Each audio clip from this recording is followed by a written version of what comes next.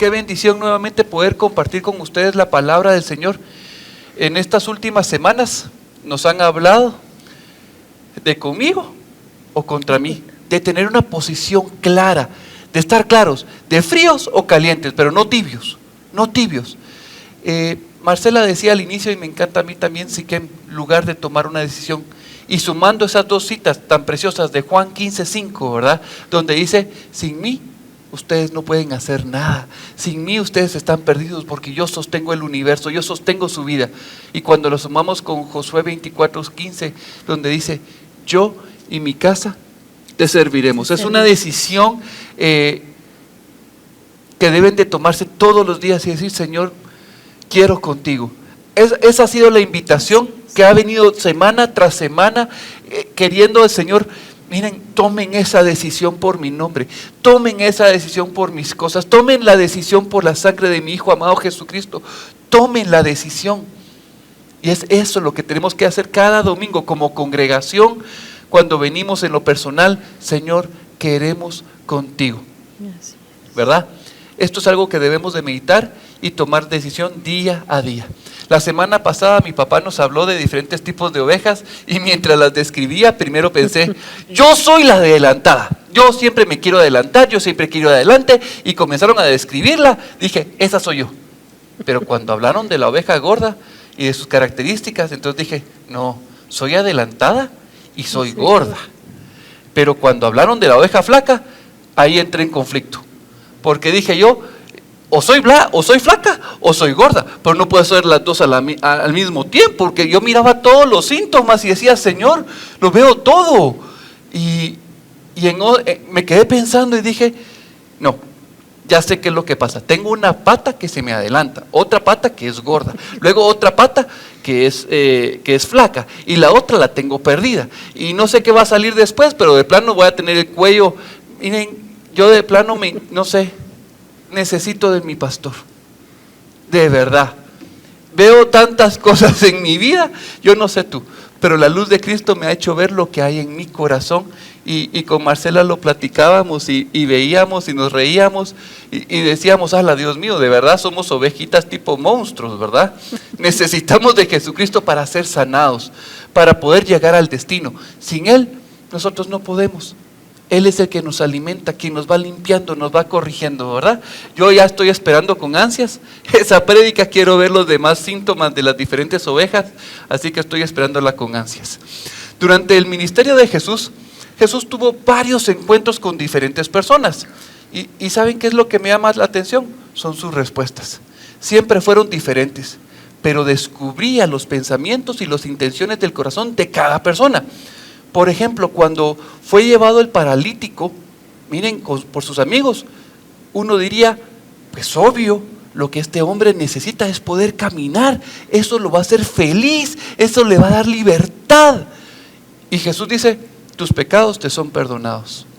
Él pudo ver mucho más profundo.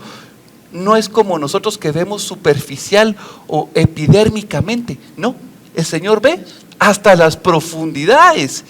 Y yo quisiera, que comenzáramos leyendo la palabra de Dios en Hebreos 4, versículo 12 al 13. Y le voy a pedir favor a Marcela que nos apoye, por favor. Ok.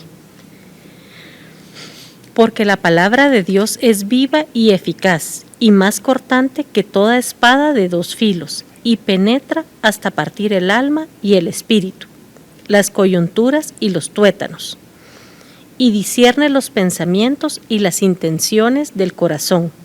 Y no hay cosa creada que no sea manifiesta en su presencia.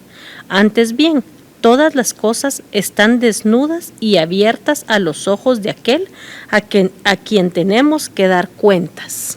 Amén. Miren, al unir estos dos versículos y al unir toda la palabra, tenemos que tener claro que Jesucristo es la palabra. Jesucristo tiene una espada de fuego que brota de su boca.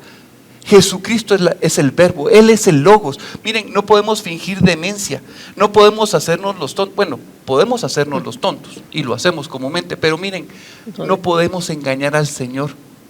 Podemos acercarnos a la presencia del Señor y pensar que nuestras intenciones son las más honestas y las más sinceras.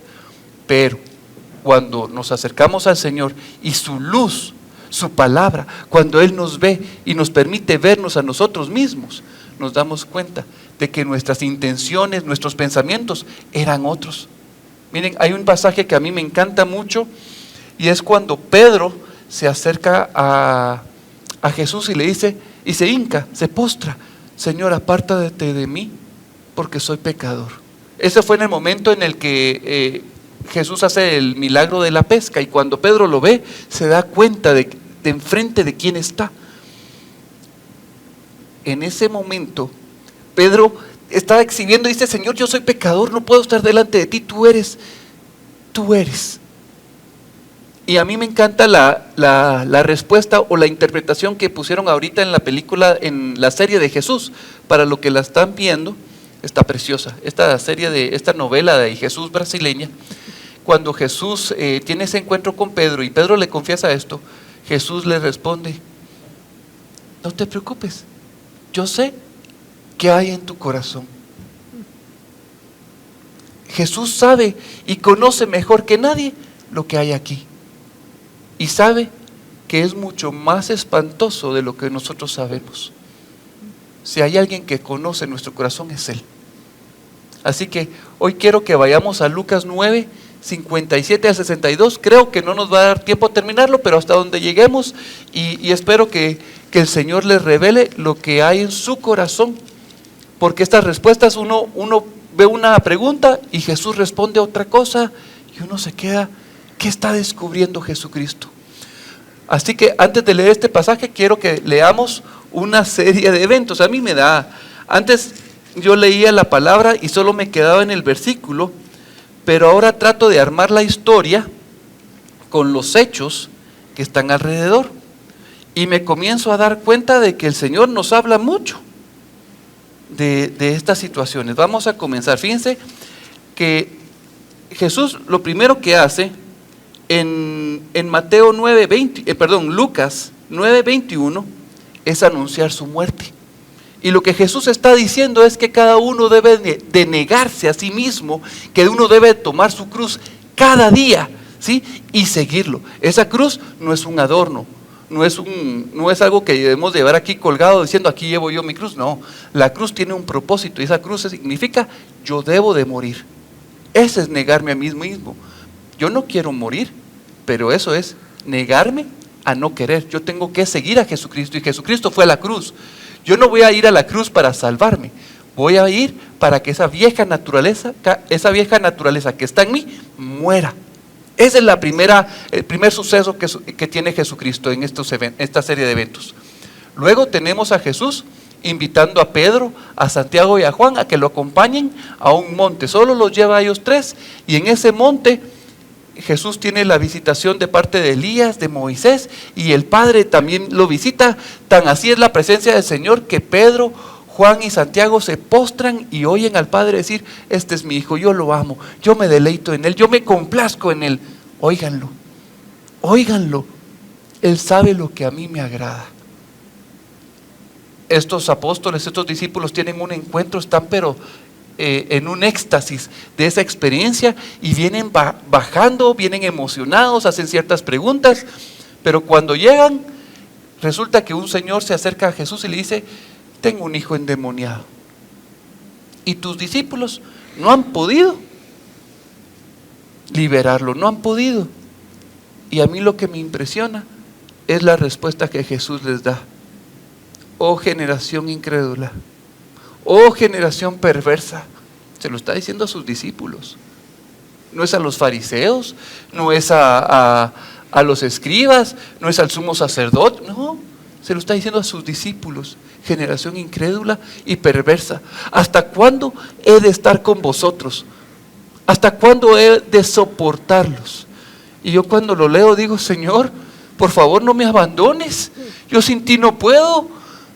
Señor, yo soy incrédulo, en mi corazón todavía veo perversidad. Y entonces cuando veo que Dios se lo dice a sus discípulos, yo me siento confrontado y digo: Señor, por favor. Esa escena es difícil. Más adelante Jesús vuelve a anunciar su muerte. Y como los discípulos no entienden, miren qué joyita los discípulos, comienzan a discutir. Yo soy mejor que tú, tenés que leer la Biblia como yo lo hago. Y entonces no, yo soy mejor, no, yo soy mejor. Y comienzan a discutir. Jesús está anunciando su muerte y lo primero que uno hace, miren, esa es nuestra naturaleza como seguidores de Cristo. Yo soy mejor, tú estás en pecado. Miren, comenzamos, gracias a Dios, Jesucristo intervino y les aclara, miren, el reino de Dios no es de los que se creen grandes, de los que se creen fuertes, es de los más pequeños. Es de los más pequeños, es de los menos importantes. Así funciona el reino de Dios, con los humildes. Seguidamente, luego de esa confrontación, vemos a los discípulos diciendo, mira Jesús, allá hay otros que les prohibimos que no predicaran de ti, que no hicieran liberaciones, porque ese poder no lo diste a nosotros. Un clasismo nuevamente. Miren, es que de verdad toda esta serie de pasajes, cuando los comenzamos a ver uno tras de otro, en resumen, uno comienza a decir, wow, esas joyitas que tenía Jesús de discípulos, ¿verdad? Pero no crean ustedes que son muy diferentes. Nosotros no somos muy diferentes a esos discípulos. Y más adelante, como no quisieron dejar los samaritanos pasar a Jesús por un pueblo, Santiago y Juan le dicen, Señor, ¿quieres que mandemos a que caiga fuego del cielo para que destruyan a ese pueblo? ¿De verdad? Yo leo todos esos pasajes y digo, wow, Señor, qué tarea tan tremenda a la que te metiste.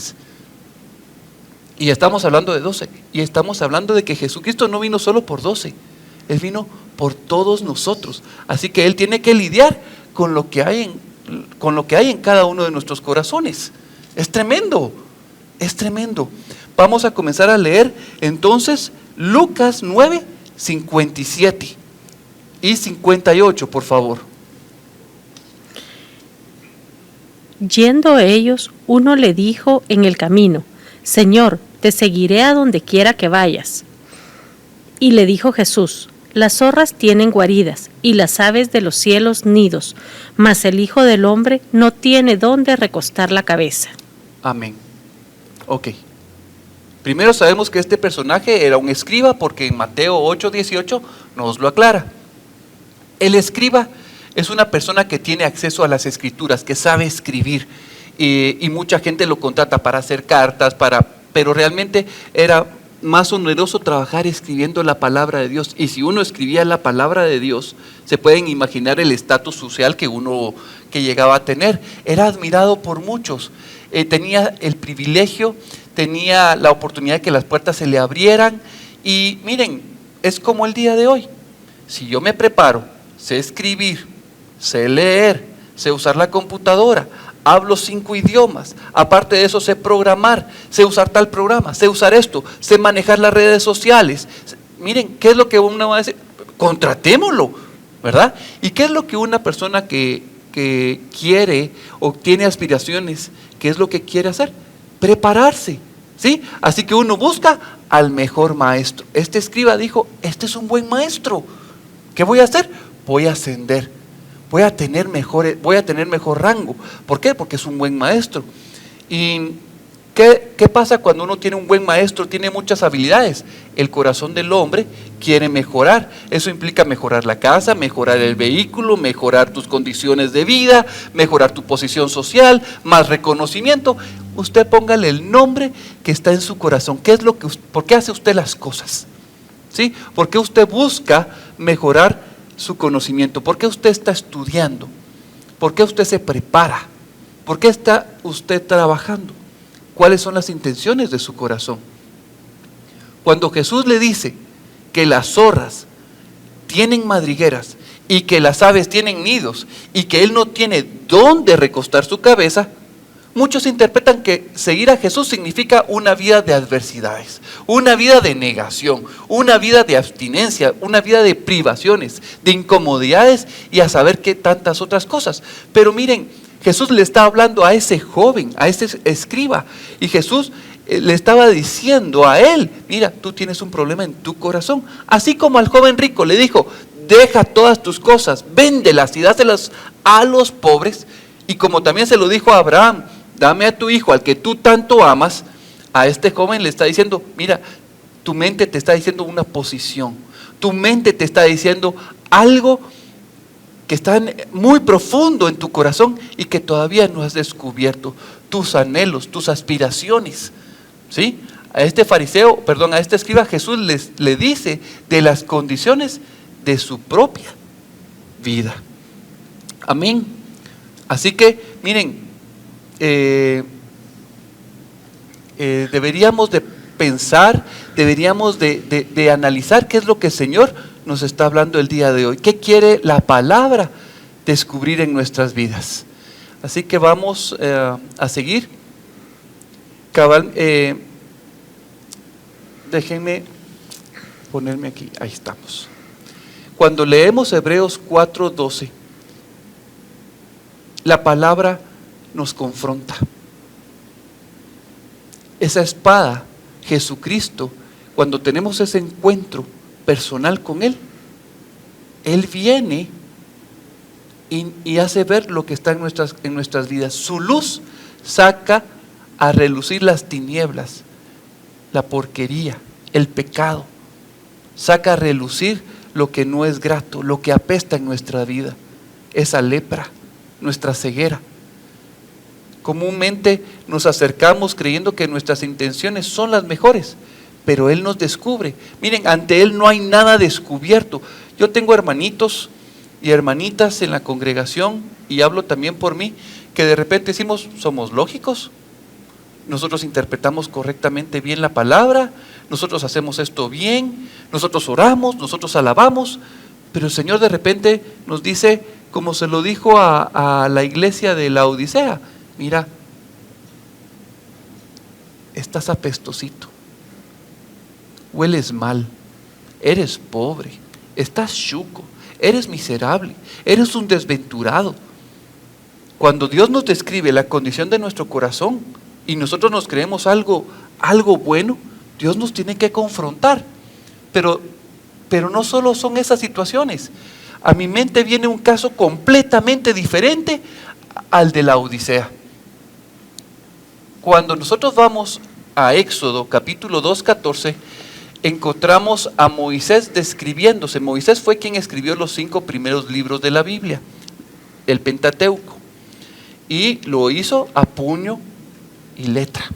Bueno, no sé si lo hizo martillando o si no sé, porque realmente no sé si usó papiro o qué habrá hecho, pero el tema es que él lo escribió. Él escribió lo que había en su corazón. Él sabía que él era hebreo, pero estaba en una posición de eminencia. Entonces él pensó, yo voy a salvar al pueblo, yo voy a salvar a mi pueblo, los voy a liberar. Y cuando vio que un egipcio maltrataba a uno de los suyos, él tomó la justicia en sus manos y lo mató. Y lo mató. Y después, cuando fue y trató de poner en paz a otros hebreos que discutían entre ellos, él escribe. ¿Por qué no leemos Éxodo 2:14? Marcela, por favor. Y él respondió, ¿quién te ha puesto a ti por príncipe y juez sobre nosotros? ¿Piensas matarme como mataste al egipcio?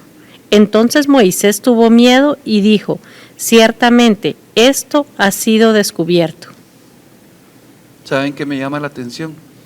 Que Moisés describe lo que había en su corazón y él dice, miren, yo huí porque tenía miedo de que me quitaran la vida. El faraón me quería matar y por eso huí. Soy un cobarde, no quise afrontar las consecuencias de mi crimen.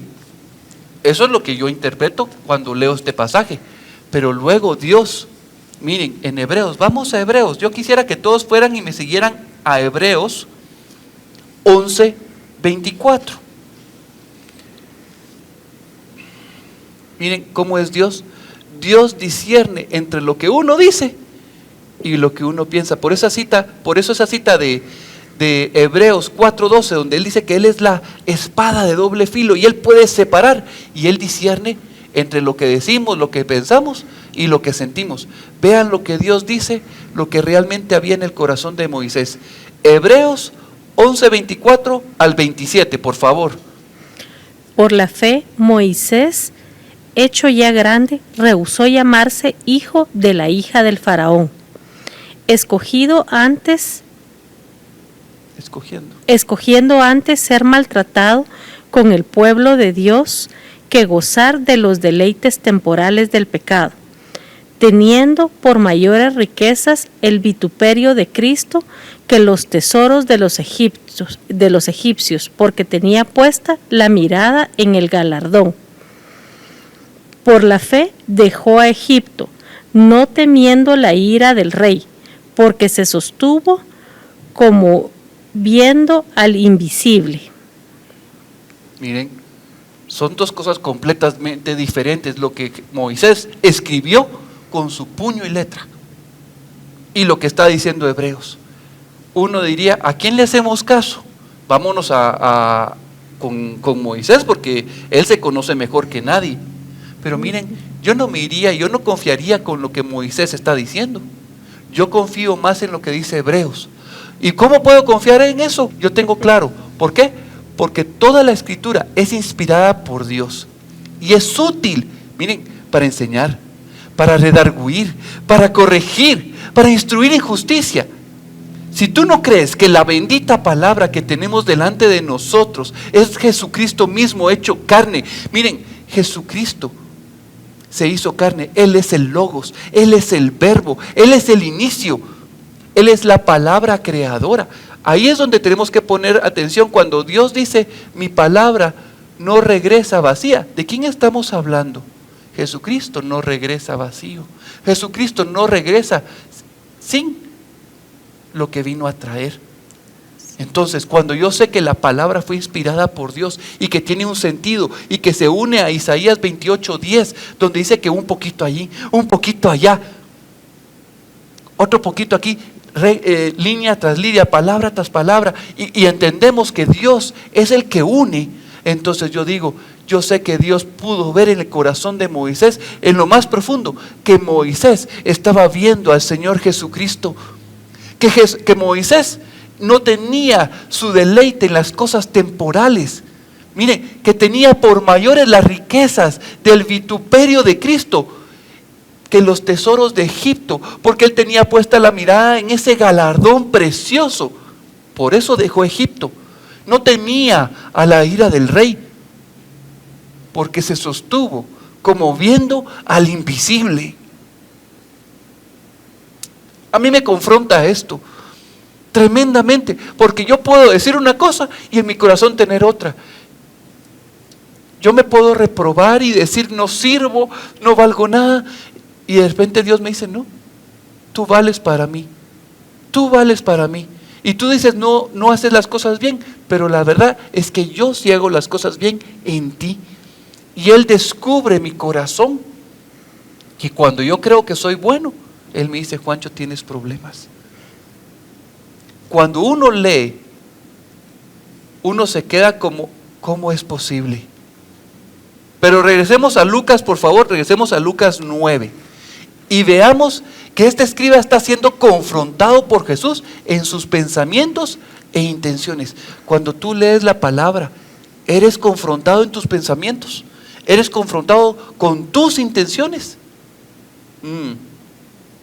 Vemos que este fariseo, yo diría, no estaba dispuesto a dejar lo que amaba, pero me he dado cuenta que de repente aquí en las prédicas uno dice cosas o el predicador dice cosas y uno se va confrontado o pataleando, no me gustó lo que dijeron, no me gustó la interpretación, pero el siguiente domingo aquí están y están siendo confrontados. Es un proceso donde caen esos argumentos, donde caen esas fortalezas que están en contra del nombre que es sobre todo nombre.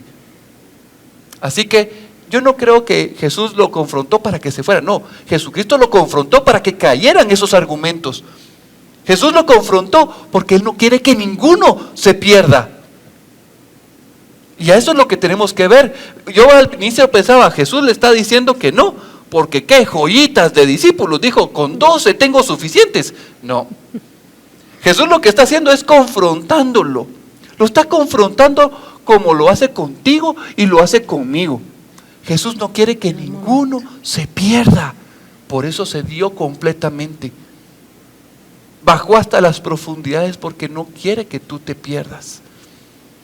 La reverenda Hicks, en uno de sus estudios, describía este pasaje y a mí me encantó.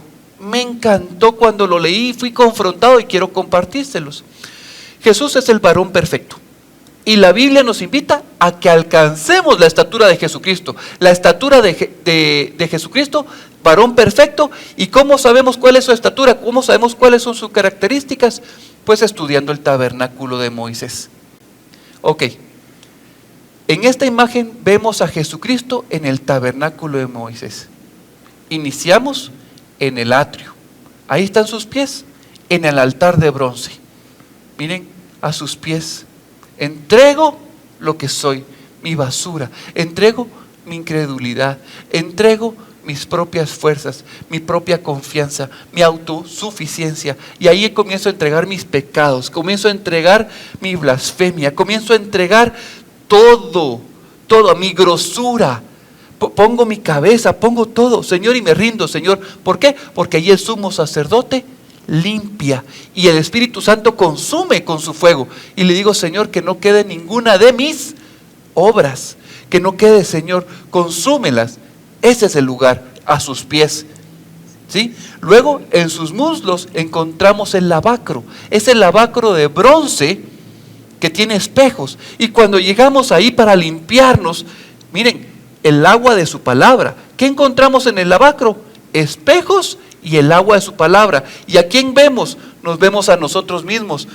Ay, Señor, límpiame, por favor, límpiame esto que no está bien y lo que todavía, ay, Señor, no había entregado esto. Regreso al altar y lo pongo delante de ahí y regreso al lavacro. Esa belleza de poder estar limpiándome con su palabra, rindiendo delante de Él a sus pies. Y conforme vamos creciendo, llegamos al lugar santo, donde encontramos, miren, el primer mueble que encontramos es el altar de oro, ese altar de incienso. Y ahí encontramos sus preceptos, lo que Él quiere.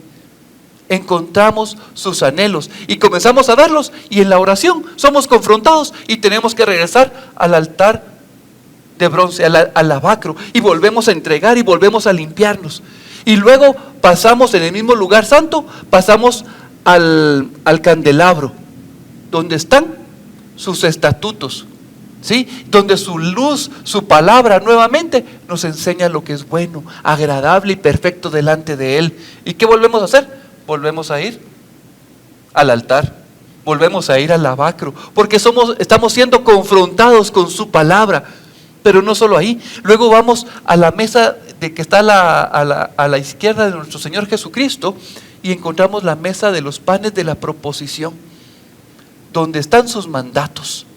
Y entonces sus mandatos, sus estatutos, sus preceptos, todo eso nos confronta, nos vuelve a hacer su palabra. Regresamos entonces al lavacro, que es donde está el agua de su palabra. Y entonces vemos esos espejos, nos vemos a nosotros mismos, decimos Señor, y volvemos a entregar en el altar. Miren, esto no termina. Cada vez que nos acercamos a Cristo Jesús, vemos que había tanto que no sabíamos en nosotros, que decimos, Señor, si esto lo hubiera sabido desde el primer día, Dios mío, me corto las venas, no quiero seguir adelante.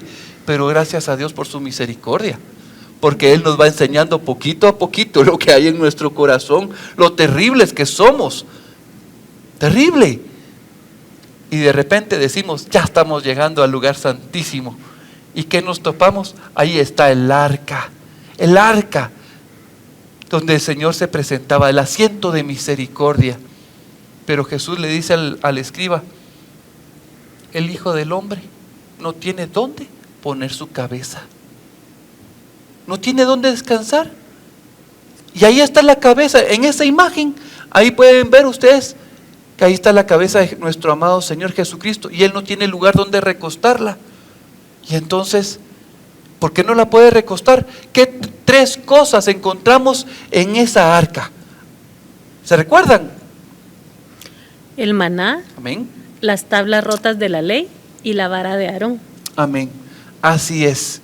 Cuando Jesús dijo que no tenía dónde recostar su cabeza, es porque todavía hay en nuestro corazón algo que no está bien. Recuerden que las tablas rotas están allá adentro, pero representan nuestra incapacidad de cumplir la ley. La vara de Aarón representa la rebeldía. El maná ¿Qué representa? La murmuración. Vamos a ver cada uno de estos temas. Vamos a comenzar con la murmuración. Y para esto quiero que nos vayamos a Éxodo, por favor. Éxodo 16.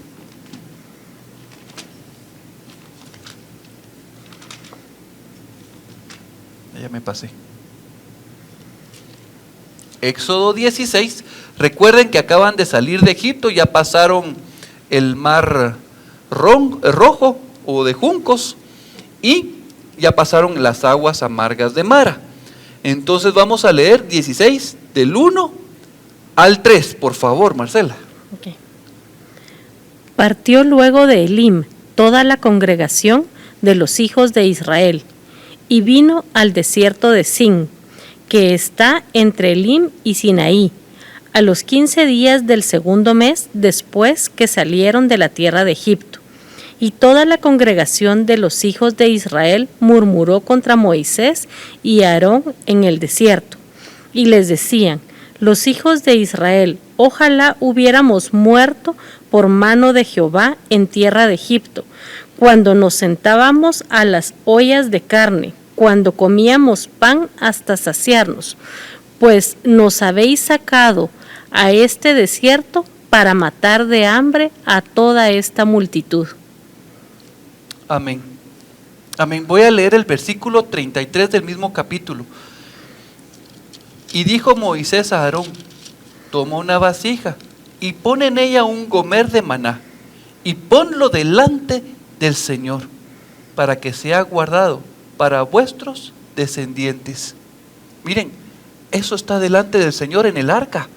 Hebreos nos dice que 3 cosas habían en el arca: maná, la vara de Aarón y los mandamientos, las tablas. Pero ¿por qué están ahí? Porque están adentro.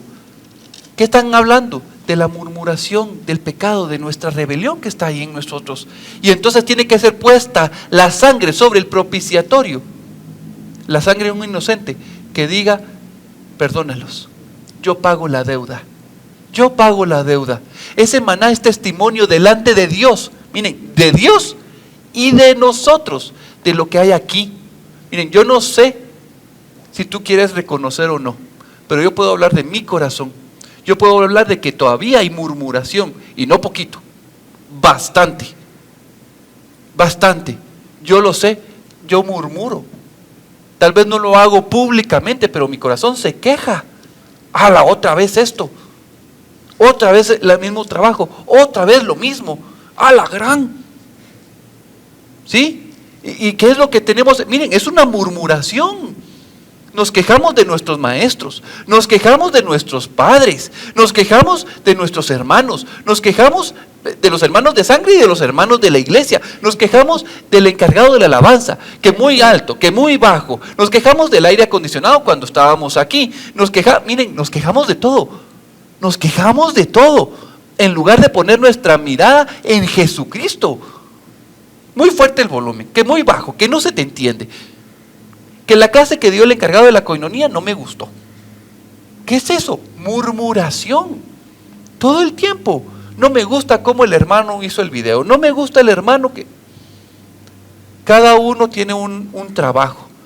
Revise, pero revise su vida a la luz de Jesucristo, a la luz de la palabra, y que el Señor te permita ver esas tinieblas, esa murmuración que no permite que Jesucristo pueda recostar su cabeza en tu corazón. Murmuración. El siguiente tema es el tema de la vara. La vara representa la rebelión. Yo no sé si ustedes se recuerdan, pero estaba Coré, Datam y Abiram. Yo siempre le digo Abimaram, pero es Dios mío, me cuesta decirlo. Abiram. Entonces tenemos a estos 3 personajes. Ellos se autopromovían, se autoproclamaban como iguales o como mejor opción que Moisés y Aarón. Yo puedo hacer las cosas mejor. Yo podría ser el líder de la iglesia. Yo podría dirigir la coinonía. Yo podría. Y entonces ya no solo es yo puedo, yo solito o con mi esposa, sino comienzo a promoverlo entre la congregación. ¿Ustedes no creen que eso ha sucedido en muchas iglesias? Ya sucedió aquí. Yo soy mejor, y se llevan a la gente Cuando una iglesia se va, y entonces, ¿qué es lo que se ve? Lo que hay en su corazón, rebeldía. Hay rebeldía. ¿Por qué? Porque no quieren respetar la autoridad que Dios ha puesto. Pero no solo es con la iglesia, es la rebeldía que tenemos ante la autoridad que Dios ha puesto. Como hijos tenemos a quién de autoridad, a nuestros padres. Cuando vamos a una coinonía, ¿quién es nuestra autoridad? El encargado de la coinonía, y nos tenemos que sujetar. En un retiro, ¿quién es la autoridad? El encargado al que se le dio la responsabilidad de retiro. Cuando uno está coordinando, cuando uno está en la alabanza, pero no estamos de acuerdo. No me gusta que me digan, por ejemplo, hoy Nati nos dijo, pónganse de pie, levanten sus manos. Fue una invitación, pero ella era la autoridad designada. Y entonces, ¿qué es lo que brota? No quiero, me opongo, yo no estoy de acuerdo con eso. ¿Y tú? Tampoco. ¿Ya viste? Ella es más rebelde que yo. Miren, eso es lo que sucede. Vamos a leer lo que sucedió, porque Coré, Datán y Abimarán se opusieron y fueron tragados por la tierra. El Señor se los llevó directamente al abismo con 250 personas más y demostró. Y entonces vamos a irnos a Números 17:8, por favor. Váyanse a sus Biblias. Números 17:8 al 10. Y lo vamos a leer. 18:10. Por favor, Marcelita. 17:8. Dijo más Jehová a Aarón: He aquí, yo te he dado también el cuidado de mis ofrendas. Todas las cosas sagradas de los hijos de Israel te he dado por razón de la unción, y a tus hijos por estatuto. 17:8, ¿sí? Es que te pasaste al 18. Perdón. Y aconteció que el día siguiente vino Moisés al tabernáculo del testimonio, y he aquí que la vara de Aarón de la casa de Leví había reverdecido y echado flores y arrojado renuevos y producido almendros. Ok, después de que fue tragado Coré, Datán y Abiram, tengo que concentrarme para decir ese nombre, Dios le dijo a Moisés que todos los jefes de familia de cada tribu traiga una vara. Y entonces trajeron las 12 varas en representación de cada tribu. Y entonces la prueba era que la única que reverdeciera, esa era la que Dios había establecido como el liderazgo, que Dios había puesto como líder. Entonces al final se demostró que la de Leví, la de Aarón, había reverdecido, y que él era la familia que Dios había establecido como autoridad. ¿Sí? Entonces, cuando nos levantamos ante la autoridad, nos estamos levantando contra el Señor mismo. David en una ocasión, bueno, no en una, tuvo varias para matar al rey Saúl, pero dijo: Señor, no quiero levantar mi mano contra el ungido del Señor, porque si lo hago, me estoy levantando contra ti. Ahí es donde nosotros tenemos que evaluar nuestro corazón. Y no solo contra, a veces nos levantamos. ¿Cuál es la razón por la cual nos levantamos? Señor, ¿nos estamos levantando porque creemos que somos mejores, porque nuestras decisiones son mejores? ¿O por qué? Porque podemos ir y confrontar a los hermanos. Mira, mi hermano, lo que están haciendo, lo que están predicando está contra la palabra de Dios. Está contra, no estoy de acuerdo. Y eso aquí está abierto. Si alguien aquí en este púlpito viene y comienza a decir cosas que no están, mis hermanos, ustedes son llamados a ser como los hermanos de Berea, a buscar, ver que si lo que se está diciendo aquí es correcto. Y si no, mi hermano, no estuvo bien. Y entonces hay un buscar corregir el camino por amor. Tremendo. Esa vara nos habla de nuestra rebeldía, de nuestra falta de sujeción. Nuevamente, miren, yo no les voy a decir ustedes son rebeldes, porque su palabra es un espejo que me hace ver, su luz me ayuda a ver lo que todavía no he rendido. A la luz de Cristo en mi corazón me muestra todo lo que hay con mis papás, La rebeldía que todavía tengo con mis papás. Miren, 46 años y todavía sigo siendo rebelde con mis papás, con mi jefe, con mi consejero, con el encargado de la iglesia. Todos son mis papás. Con el encargado de la coinonía, Jorgito Pajares, todavía hay resistencia. ¿Por qué? Porque no me gusta estar bajo autoridad. Entonces peleo yo en mi corazón y entonces muere carne. Con el líder, miren, ustedes escojan con quien quieran, con su maestro el día lunes, el maestro el día martes, el maestro el día miércoles. Vean la autoridad que les toca y van a ver cómo brota su rebeldía. Cada uno tiene que ser confrontado. Espero que el Señor te esté confrontando hoy, ¿verdad? Pero si tu corazón, no, yo no tengo nada de eso, pues entonces clámale al Señor y vamos a interceder por ti. Miren, yo me iría nuevamente a Hebreos 4:13. Todas las cosas, miren, todas están desnudas y abiertas a los ojos de aquel. ¿Quién es aquel? Jesucristo. Él es el que tiene todo y a Él tenemos que darle cuentas. Cuando yo guardo lo que Él ya me mostró y no se lo quiero rendir, cuando Él me dice que tengo que ir a pedir perdón y no lo hago, cuando Él me dice que tengo que extender perdón y no lo hago, miren, eso que estoy reteniendo mi naturaleza, estoy reteniendo mi pecado, mi transgresión, mi basura.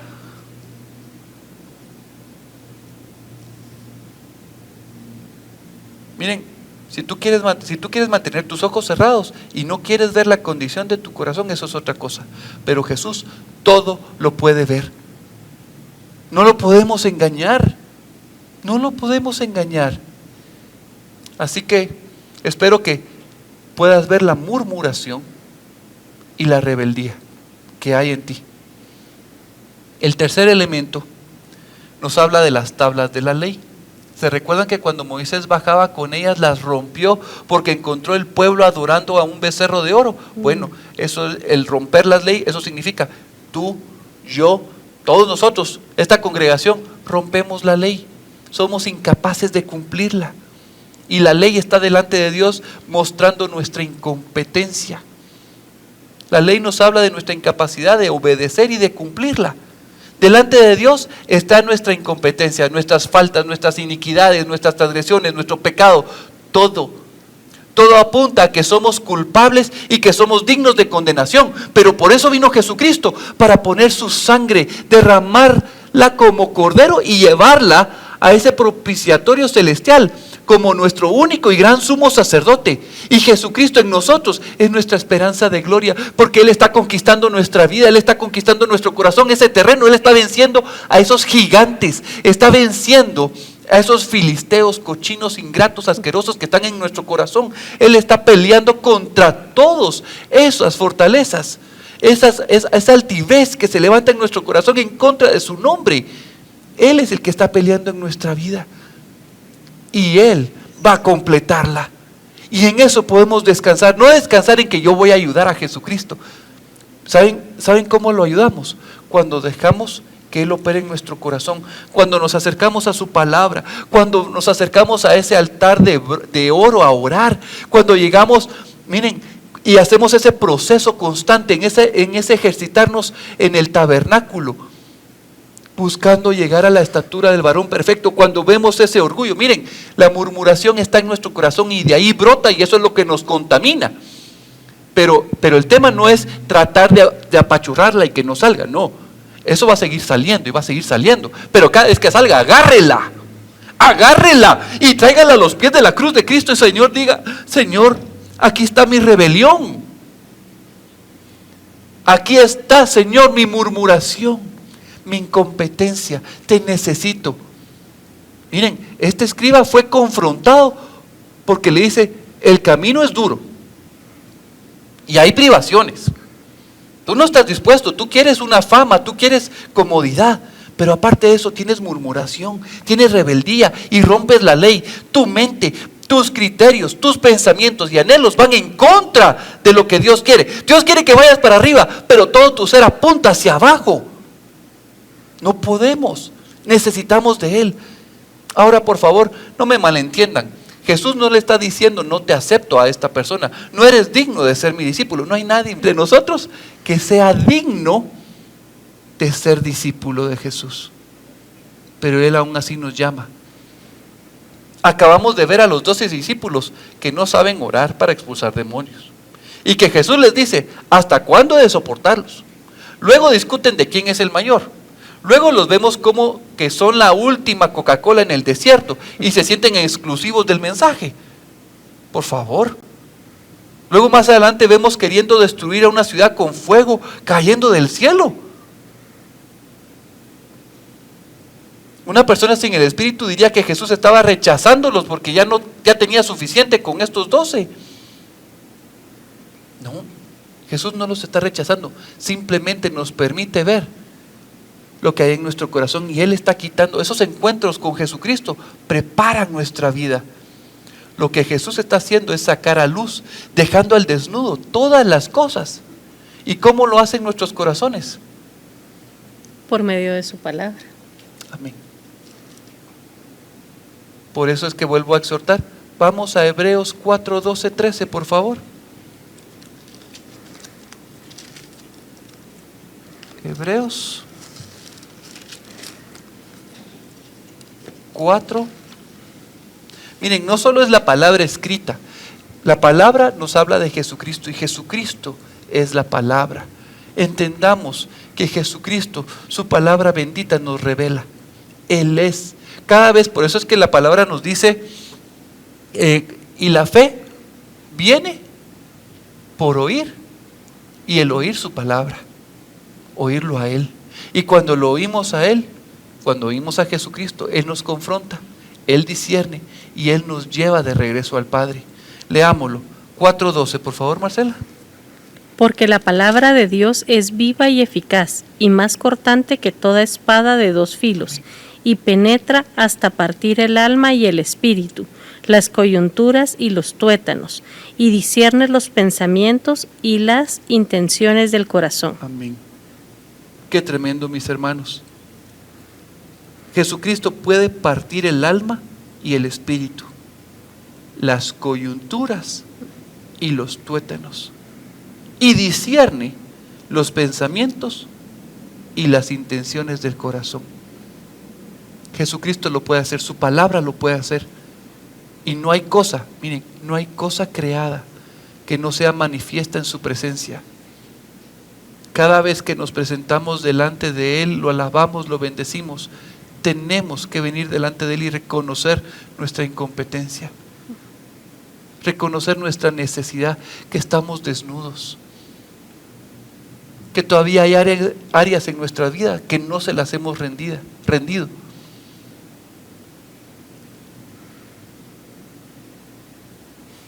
A Él tenemos que entregar cuentas, pero Él quiere vestirnos. Jesucristo es la palabra viva y Él es quien está interesado en que seamos descubiertos. Miren, el mayor interesado en todo este proceso es Él. Él quiere que lleguemos hasta el final y que salga a luz todo lo que hay en nosotros para que Él pueda limpiarnos. Si yo retengo, lo estoy negando. Él quiere que le entreguemos. Miren, yo me siento confrontado solo con murmuración, me siento confrontado con la rebeldía, me siento confrontado con los 10 mandamientos, con todos sus estatutos. Miren, yo me siento confrontado con su palabra. Y todavía nos hace falta hablar de la madriguera de las zorras, de los nidos de las aves. Tenemos que hablar del discípulo que quería seguir a Jesús, pero primero quiere enterrar a su padre. Luego tenemos al otro joven que le dice, que Jesús le llama, le dice, sígueme. Y el otro joven le dice, solo me quiero ir a despedir de mi familia y de mis hermanos y te sigo. Todos esos elementos hablan de algo, porque Jesús les da respuestas diferentes a lo que cada uno viene hablando. Él descubre, saca descubierto lo que está en nuestro corazón. Yo espero que la cita de hoy te haya descubierto y espero que la siguiente semana que nos vienen a hablar de las ovejas, tú ya estés con un corazón más dispuesto a ser descubierto, pero no solo para ser descubierto, sino para decir, Señor, quiero ser descubierto para traer delante de tu altar lo que está aquí. Dios nos quiere preparados nos quiere santos, nos quiere limpios, nos quiere vestido con lino limpio y resplandeciente. Amén. Vamos a orar. Vamos a orar. Padre bueno, Padre de la gloria, tú sabes muy bien lo que hay en nuestros corazones. Ante ti no hay nada oculto. Somos nosotros los ciegos, los sordos, los que nos hacemos los locos, los que fingimos demencia, Señor. Y no queremos pedir perdón, no queremos extender perdón.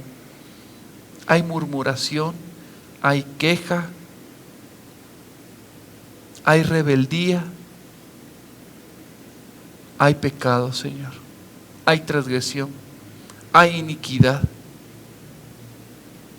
Incluso hay pecados por ignorancia, Señor. Pero no nos queremos ir de aquí sin tomar la decisión por tu nombre. Queremos ser tuyos, queremos contigo, Señor, y queremos tomar una decisión por ti. Nos rendimos delante de ti, Señor, clamando tu perdón, clamando tu sangre, clamando tu Espíritu Santo, Señor, el agua de tu palabra. Clamando, Señor, que tú obres en nuestras vidas, que tú transformes nuestra forma de pensar, nuestra forma de hablar, nuestra forma de conducirnos diariamente. Señor, no queremos amar más nuestra naturaleza, no queremos amar más las cosas del mundo, queremos amarte a ti. Queremos amar tus negocios. Queremos estar interesados, Señor, en lo que tú te interesas. Transfórmanos, Señor. Transfórmanos para ti. En el nombre de Jesús.